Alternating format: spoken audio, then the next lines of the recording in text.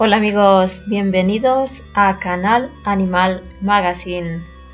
Hablamos hoy de las auroras boreales. Para empezar nos preguntamos ¿qué es una aurora boreal? Definición de aurora boreal.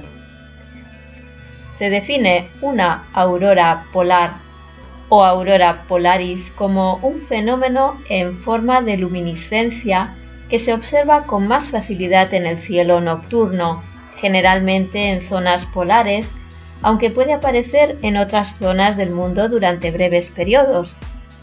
En el hemisferio sur es conocida como aurora astral y en el hemisferio norte como aurora boreal.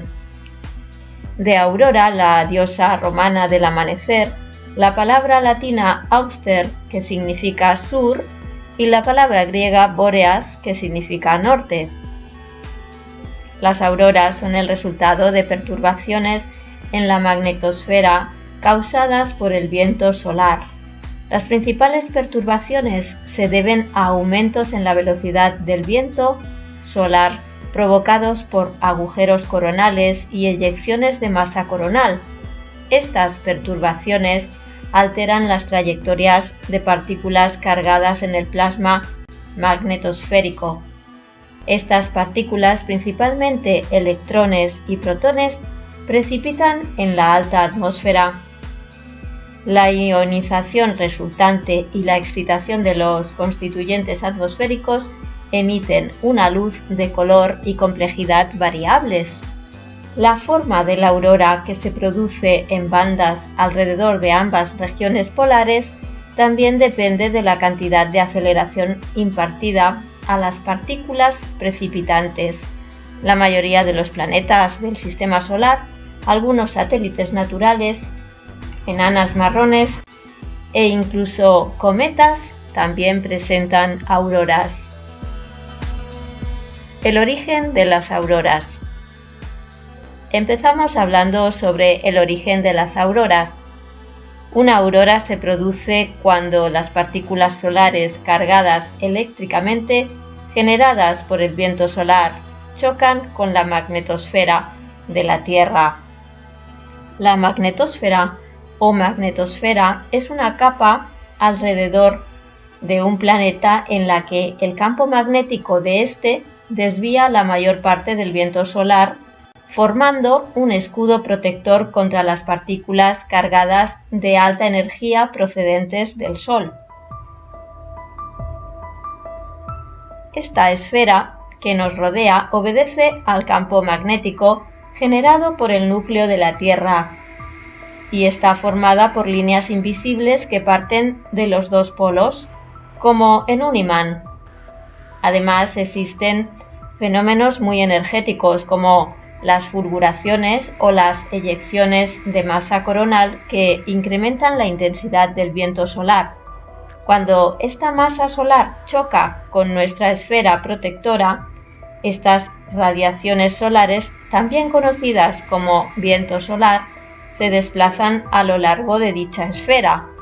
En el hemisferio que se encuentra en la etapa nocturna de la Tierra, en los polos, donde están las otras líneas de campo magnético, se va almacenando la energía hasta que no se puede almacenar más, y esta energía almacenada se dispara en forma de radiaciones electromagnéticas sobre la ionosfera terrestre, creadora principalmente de estos efectos visuales. Os mostramos a continuación un vídeo realizado por la tripulación de la Estación Espacial Internacional que muestra la aurora boreal. Este fenómeno es causado por partículas con exceso de energía en el ambiente espacial. La Estación Espacial Internacional, EEI, en inglés International Space Station, ISS, es una estación espacial modular ubicada en la órbita terrestre baja. Es un proyecto de colaboración multinacional entre 5 agencias espaciales participantes: la NASA de Estados Unidos, Roscosmos, Rusia, la JAXA de Japón, ESA de Europa y la CSA-ASC de Canadá. La administración, gestión y desarrollo de la estación están establecidas mediante tratados y acuerdos intergubernamentales. La estación sirve como un laboratorio de investigación en microgravedad permanentemente habitado en el que se realizan estudios sobre astrobiología, astronomía, meteorología, física y otros muchos campos. La EEI, Estación Espacial Internacional, también está capacitada para aprobar los sistemas y equipamiento necesarios para la realización de vuelos espaciales de larga duración, como pueden ser las misiones a la Luna y a Marte. Está considerada como uno de los logros más grandes de la humanidad. Hablamos ahora del Sol y de esas partículas de viento solar tan importantes en la formación de las auroras. El Sol, situado a 150 millones de kilómetros de la Tierra, emite continuamente un flujo de partículas denominado viento solar. La superficie del Sol, o fotosfera, se encuentra a unos 5.800 grados centígrados. Sin embargo, cuando se asciende en la atmósfera del Sol hacia capas superiores, la temperatura aumenta en vez de disminuir.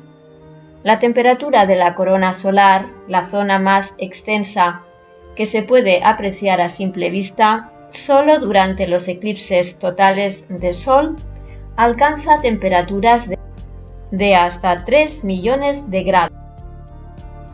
Las partículas fluyen en la magnetosfera de la misma forma que lo hace un río alrededor de una piedra o de un pilar de un puente.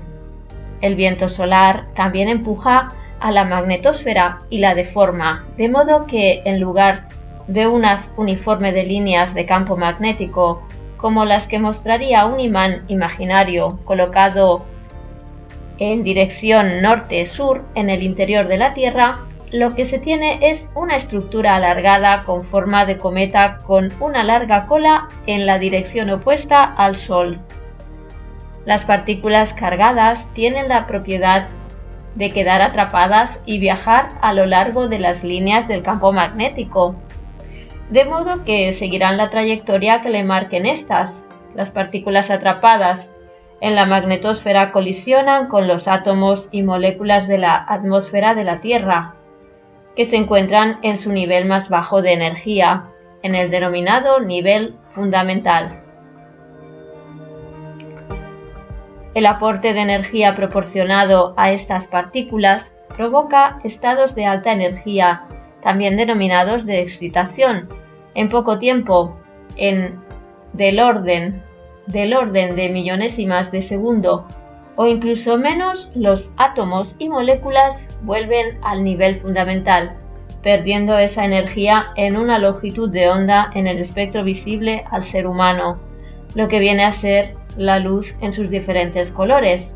Las auroras se mantienen por encima de los 95 kilómetros respecto a la superficie terrestre, porque a esa altitud la atmósfera ya es suficientemente densa como para que los choques con las partículas cargadas ocurran con tanta frecuencia que los átomos y moléculas estén prácticamente en reposo. Por otro lado, las auroras no pueden estar más arriba de los 500 a 1000 kilómetros, porque a esa altura la atmósfera es demasiado tenue, es decir, poco densa, como para que las pocas colisiones que ocurren tengan un efecto significativo en su aspecto lumínico. Los colores y las formas de las auroras. Las auroras tienen formas, estructuras y colores muy diversos que además cambian rápidamente con el tiempo. Durante una noche, la aurora puede comenzar como un arco aislado muy alargado que se va extendiendo en el horizonte, generalmente en dirección este-oeste. Cerca de la medianoche, el arco puede comenzar a incrementar su brillo. Pueden formarse ondas o rizos a lo largo del arco y también estructuras verticales que se parecen a rayos de luz muy alargados y delgados. De repente, la totalidad del cielo puede llenarse de bandas espirales y rayos de luz que tiemblan y se mueven rápidamente por el horizonte. Su actividad puede durar desde unos pocos minutos hasta horas. Cuando se aproxima el alba, todo el proceso parece calmarse y tan solo algunas pequeñas zonas del cielo aparecen brillantes hasta que llega la mañana. Aunque lo descrito es una noche típica de auroras, nos podemos encontrar múltiples variaciones sobre el mismo tema.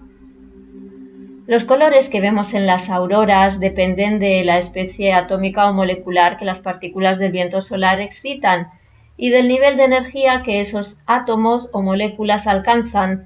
Por ejemplo, no es lo mismo que la excitación se produzca en una zona con una atmósfera con niveles muy altos de oxígeno que en otra con niveles muy bajos de este gas.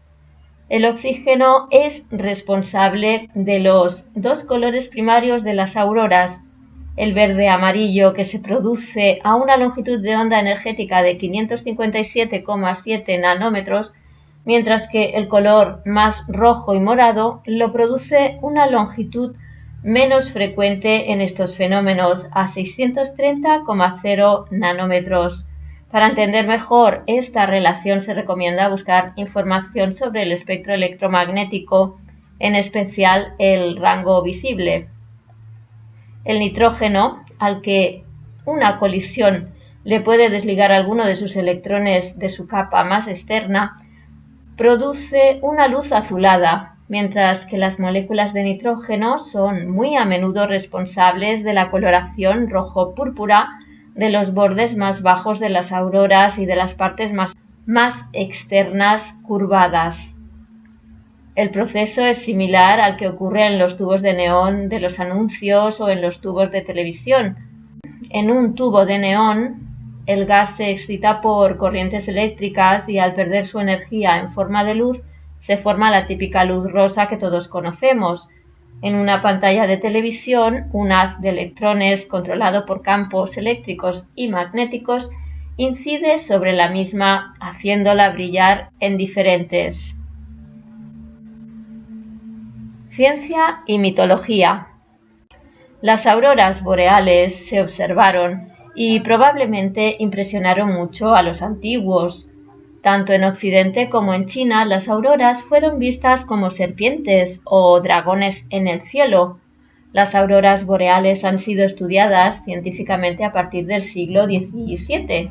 En 1621, el astrónomo francés Pierre Gassendi describe este fenómeno observado en el sur de Francia y le da el nombre de aurora polar. En el siglo XVIII, el astrónomo británico Edmond Halley sospechaba que el campo magnético de la Tierra desempeña un papel en la formación de la aurora boreal. Henry Cavendish, en 1768, logró evaluar la altitud en la que se produce el fenómeno, pero no fue hasta 1896 cuando se produjo en el laboratorio de Christian Baekeland con los movimientos de las partículas cargadas en un campo magnético, facilitando la comprensión del mecanismo de formación de la aurora. Auroras en otros planetas. Este fenómeno existe también en otros planetas del sistema solar, que tienen comportamientos similares al planeta Tierra. Tal es el caso de Júpiter y Saturno, que poseen campos magnéticos más fuertes que la Tierra. Urano y Neptuno también poseen campos magnéticos y ambos poseen amplios cinturones de radiación. Las auroras han sido observadas en ambos planetas con el telescopio Hubble. Los satélites de Júpiter, especialmente Io, presentan gran presencia de auroras. Las auroras han sido detectadas también en Marte por la nave Mars Express durante unas observaciones realizadas en 2004 y publicadas un año más tarde. Marte carece de un campo magnético análogo al terrestre, pero sí posee campos locales asociados a su corteza. Son estos, al parecer, los responsables de las auroras en este planeta. Este fenómeno recientemente también se ha observado en el Sol. Se trata de auroras producidas por electrones que se aceleran a través de una mancha solar en la superficie. Además, existe evidencia de auroras en otras estrellas. Bien, amigos, ya hemos conocido algunos datos más sobre la formación, ciencia, mitología y los colores de las auroras boreales. Así pues, nos despedimos aquí. Hasta el próximo vídeo. Saludos para todos. Y ahora os dejamos con más bellas imágenes de este bellísimo fenómeno de la naturaleza. Que las disfrutéis.